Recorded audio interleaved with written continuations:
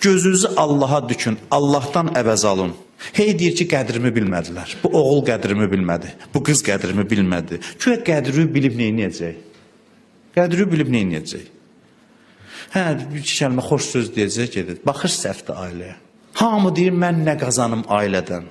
Hədis var ki, qadın desə ki, əsəbləşib desə ki, kişidən bir xeyir görmədim, Allah nəzər eləməz, ibadətini də qəbul eləməz. Allahın gözündən düşər. Hətta haqlı da olsa. Tərəf Allahdır, qarşı tərəfin Allahdır, müamilə tərəfin Allahdır.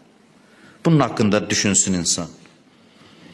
Sən yaxşılıq elə, necə deyirlər, dənizə at, balıq bilməsə xaliq bilər. Belə bir misalımız vardı. Sən qarşı tərəfə xidmət elə, əvəz üçün yox. Neynirsən o qədrini bilir ya bilmir. Sənin tərəfin Allah olsun, gözü Allahın kərəm əlinə dik. Allahın kərəminə dik. Hər bir işdə elədiyinizin əvəzini görməyə çalışmayın dünyada. Sizə bir dənə varlığı yadınıza salın, elədiyinin əvəzini dünyada istədi. Bilirsiniz də kimdir? 6000 il Allaha ibadət elədi şeytan.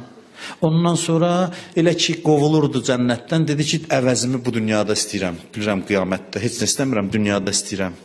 Nə eləmişdi, əvəzin dünyada istədi. Nə eləmişdi, əvəzin dünyada istədi. Amma biz ailəyə xidmət eləyəndə əvəzi dünyada istəməyək, əvəzini verək Allaha, deyə ilahi, mənə fərqi yoxdur, bu layiqdir, layiq deyil, qədrimi bilir, bilmir, mən səndən istəyirəm, gözüm sənin kərəmindədir. Allah bir adamı çox istəməyəndə, bilirsiniz nə edir? Deyir, nə elədi, tez verin ona, dünyada verin, qiyamətdə borclu qalmayayım ona. Qiyamətdə hesabımız, belə deyə də, təmiz olsun. Da mənim ona borcum qalmasın.